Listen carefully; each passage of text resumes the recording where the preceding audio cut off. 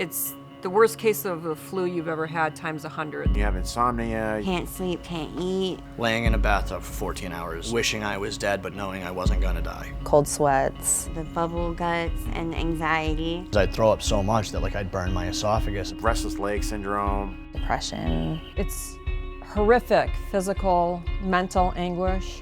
Yeah, dude, I wouldn't wish it upon my worst enemy.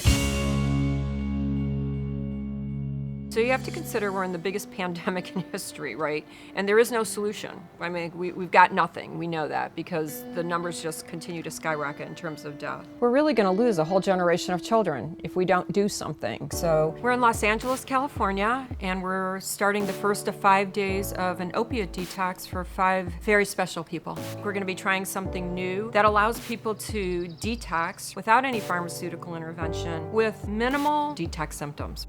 Lived in Boston for a year, been to every treatment center up inside of Mississippi, and moved out here, fixed myself, and then fucked up again. So, whatever, dude. I'm down to do this with you all day. Whatever the fuck it takes. I broke my back jumping out of an airplane, and so they sent me to the ER, and instantly it was like, here's OxyContin. Here's an excessive amount of it. Obviously progressed, and heroin was just cheaper and easier to get. For all 5 of the people that we're working with, they didn't wake up one day and decide to be a heroin addict. They literally fell into the trap of using a product that was prescribed to them, but it ended with an addiction. I had a little back pain that was bothering me, and I started off by just doing a small amount. Then I liked the way that it made me feel, so I was taking them recreationally. So I started when I was 19. It's kind of off and on ever since. I was born with a bilateral cleft lip and palate. I was about 7 years old and I had a surgery on my hip where they took cartilage, and I had the button for morphine. And I do remember that feeling that it didn't only take away the pain from the surgery, I felt invincible. We're pretty big fans about giving people physiological restoration, knowing that when people feel well, by extension, they're most likely going to do well, or at least they're going to do better. They have to be able to think straight. They have to be able to get their brain back. The product that we're using today, a supplement called Nadacell, where the primary active ingredient is NAD, nicotinamide adenine dinucleotide. This is your bottle for the day, so every time it's time, I'm going to pour the 4 ounces in here. So you're going to take this in your mouth. Okay. Whole thing? Not the whole thing, you're gonna take enough to fill your mouth. You're gonna swish it around. So this is for 45 seconds. It's commonly used in the United States right now in clinics where it's delivered via an IV. And while I was quite enamored with the results that came from that, the one thing that I was struck by was that the IV process requires that you're sitting in a chair for 8 to 10 hours a day for 10 days, versus an oral drink mix that you swish in your mouth 4 times a day and can do in the comfort of your home, and could become widely available to everybody who so desperately needed it. It has minimal taste to it. Yeah, it's very little. Yeah, but you can tell there's something. There's a little flavoring to it, but very little. I'm skeptical. There's no way. In my head, I'm there's no way that you're gonna tell me that some drink is going to I'm not gonna feel anything, you know? I'm extremely open-minded though. I'm desperate, you know? I'm almost 30 and I'm not trying to live like this anymore, you know? The party's over. It's been over for a while. Yeah.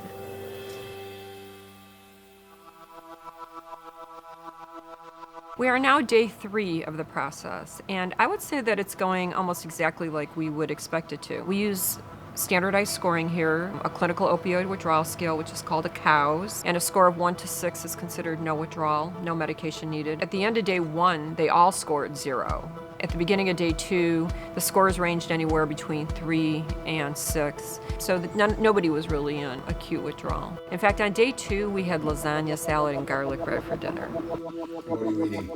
Food. Real food. On day 2. 36 hours with no opiates, and have been eating for 2 days straight. And at the 72-hour mark, our participants are exhibiting what would be considered no detox. I feel fantastic. I've worked out the last couple of days. If I was going through withdrawal, there's no way I could exercise. There's basically, I don't know if I could have got out of bed. I haven't felt this clear and as good in probably 2-3 years. It's unbelievably rewarding to watch people have conversations on day 3, the kind of planning, the things they're discussing. Do you guys have kids? 3 times No. the size of the house. I don't know if I want kids either. I mean, when someone tells you that they have something that will make the withdrawal symptoms minimal, if anything at all, I think it's pretty common to be skeptical. Day 3 is usually the worst, but I'm surprised. I'm feeling pretty good. Got up, drank coffee, ate breakfast. I have barely any withdrawal symptoms. I have to use about every 3 to 4 hours, really. So the fact that, you know, on day 1, like, there were no symptoms at all. I felt fine all day. I mean, I'm sleeping, and I get hungry, you know, so I have an appetite. Yeah, I like this a lot, actually. Hey, look, we live in a world where everybody wants Amazon. We want it now. Addicts are no different. They're used to wanting that high now. And when it comes to detox, they want it to be over now. And it can't be over now, but if it can be over in like 72 hours without any other pharmaceuticals being introduced, that's about as close to now as you're gonna get. It's truly our hope that this becomes a mobile opiate detox solution. We have a 501c3 called the Mod Squad, Mobile Opiate Drug Detox. And this is the kind of thing that, because of the ease of administration of this, you could potentially, you know, roll into a city from the White House to the crack house and every zip code in between. That down like so emotional. You think something that works, you would push to everyone you could because you want to help as many people as you can. This is like a miracle.